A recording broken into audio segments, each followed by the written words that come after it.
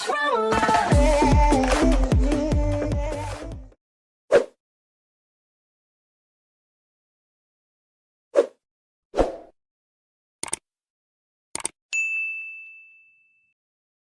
everyone! The time has begun. My name is Kat and today gagawa na naman ako ng panibagong vegan dish.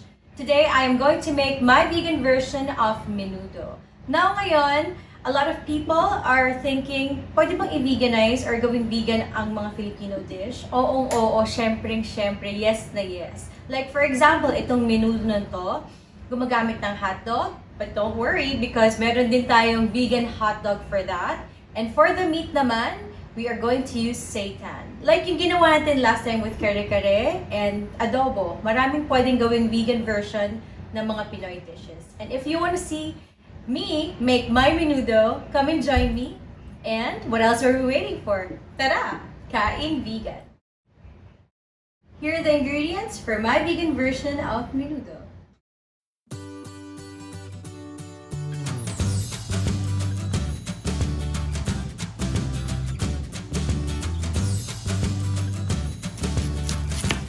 Okay, let's start. I am going to use 1 red onion. I'm just gonna finely chop it and I'll set it aside.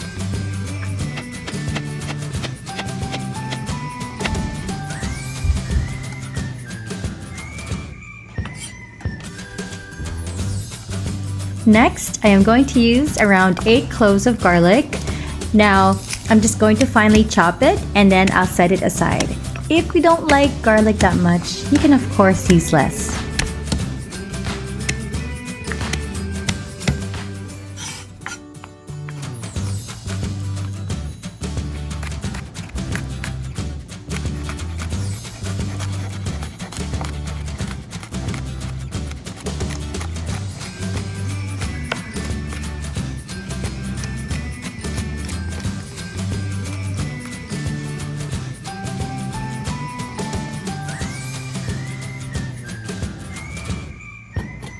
Okay, now I am going to use 1 red bell pepper. I am just going to remove the seeds and then I'll slice them up into like a square or a cube and then I'll just set it aside.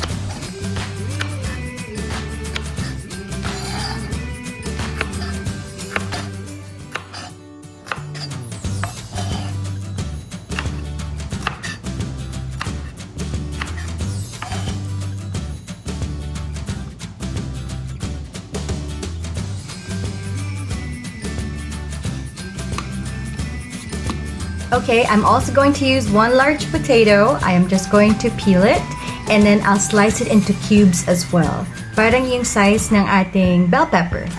And then I'll set it aside.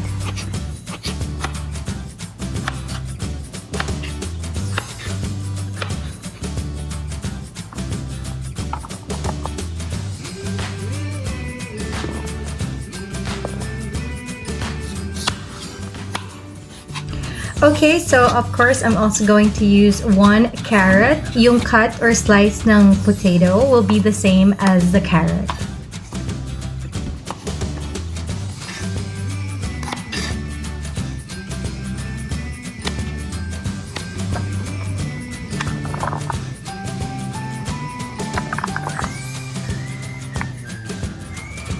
For this recipe, I'm also going to use 50 grams of raisins, 70 grams of green peas, and 4 pieces of bay leaves. Next, I'm also going to use 250 grams of seitan. This will be the meat replacement for this recipe. And then I will just slice it into cubes, just like the rest of our ingredients. And then I'll just set it aside.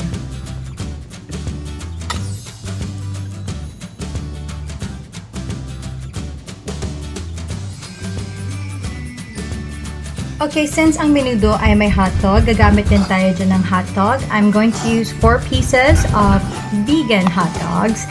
And the main ingredient of this is wheat and soy flour. And I'll just slice it up and set it aside. For an extra flavor for our menudo, I'm also going to use 1 mushroom broth cube.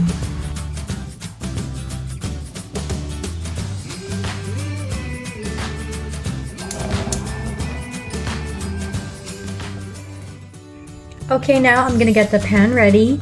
On medium heat, I'm just gonna add a little bit of vegetable oil, and then I'm gonna saute the carrots and the potatoes.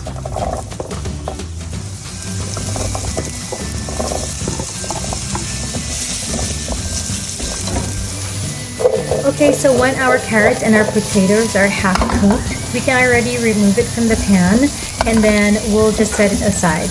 We don't want to overcook it because lulutuin pa rin natin yan later sa ating sauce. Okay, so in the same pan, I just like to saute the seitan first and, lagyan ng color. And then afterwards, I'm gonna add the hot dog just to cook it and also give it a little bit of color. Okay, ayan. Pag medyo brown na siya and luto na, I am just gonna remove it from the pan and then I'll just set it aside for now.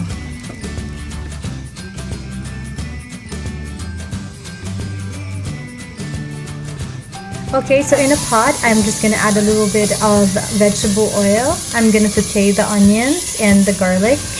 And then, i-add ko na rin dyan yung ating seitan and hot dogs.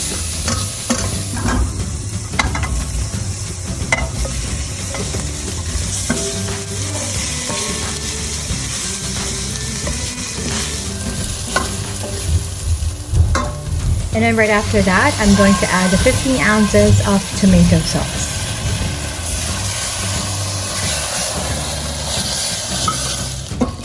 And then I'm going to add a cup of water.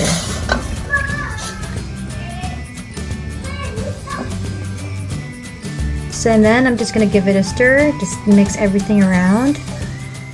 And then I'm going to add the mushroom broth cube. Right after that, I am going to add the red bell pepper. If you don't have red, you can of course use green or you can use both. And then I'm also going to add the 4 pieces of bay leaves.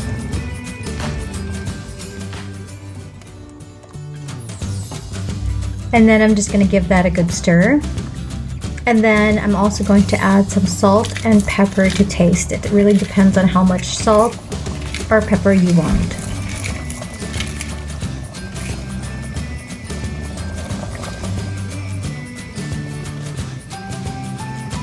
Then to add extra sweetness into our dish, I'm going to add the raisins. Now I didn't put a lot because my husband doesn't really like raisins, but it's really up to you. And of course, we always have to taste our dish just to see if tama yung lasa or if may kulang pa, pwede pa tayong magdagdag. And then next, I'm going to add our sauteed carrots and potatoes. Okay, next, I'm gonna add 1 tablespoon of soy sauce.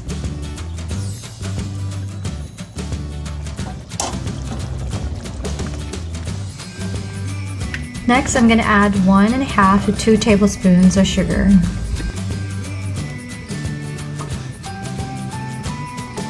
Okay, next, I'm just going to cover this and let it simmer for about 10 to 15 minutes because I really want the seitan and the hot dog to really absorb the flavor of the tomato sauce.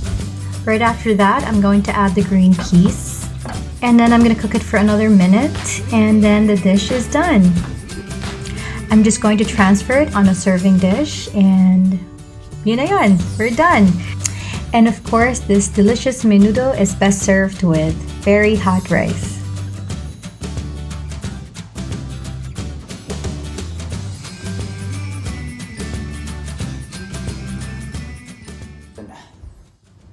Ito na ang inaabangan ko, ang menudo. Paano ko siya pinaghandaan? Kailangan ang look natin, look ng menudo. Ay, para sa hindi mga nakakaalam, isang grupo po siya. Ay, si Ricky Martin. Kasi luma na yun. Anyways, dito tayo, balik tayo sa menudo dito. Makulay siya, kita ang iba't ibang kulay. Ayan. Saka yung ang nabibitawan ko, nakapokus ako dito eh. Kitang-kita yung mga, Uy, umuusap-usap pa siya.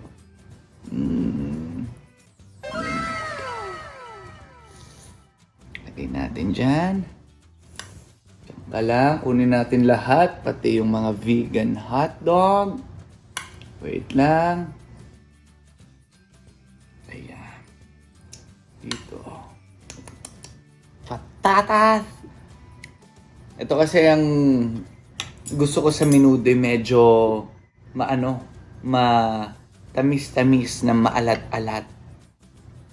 Actually, yun yung parang mix na So, dito tayo. Try natin tong vegan hotdog na to at yung Seitan at yung iba pang ingredients. Let's do this menudo.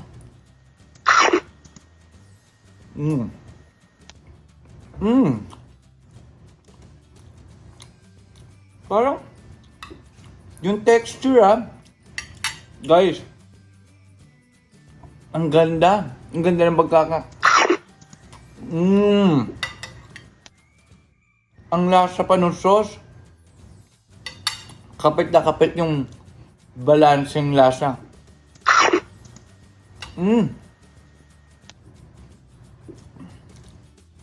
Tsaka lang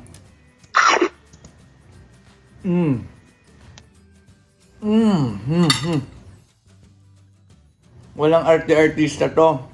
Masarap talaga.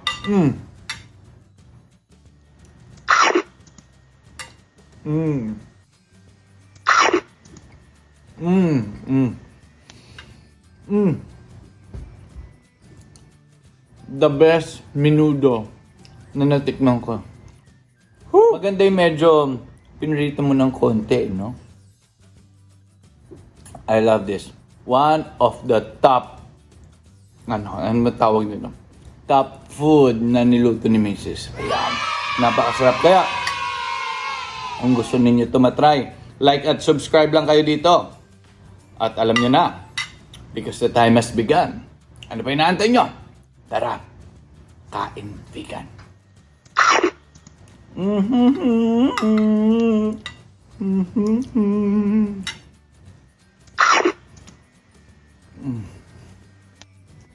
Ay nako, saya-saya ko na naman at nagustuhan ng husband ko ang aking luto. Minsan kasi, di ba, iba yung satisfaction rin na nag-i-enjoy yung family niyo sa ginagawa ninyo.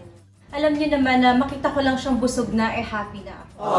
And guys, gusto ko lang i-share sa inyo na minsan kasi may misconception na kapag vegan, you only eat salads, mga gulay, ganyan. Pero hindi po totoo yan. Pwede niyo pa rin po kainin lahat ng mga Filipino dishes na gusto ninyo. Gagamit lang tayo ng mga meat alternatives. Just like itong ginawa ko sa menudo. Pwede pa rin kayong mag-enjoy kumain ng mga kare-kare, adobo, just like in my past videos. Now, if you don't know where to get them, I will link it down in the description box below para hindi kayo mahirapan hanapin ito. And if you want to see more of my videos, please don't forget to subscribe and click that bell button so you'll be notified every time I upload new videos. Thank you so much for joining me. And because the time has began, tara! Kain vegan.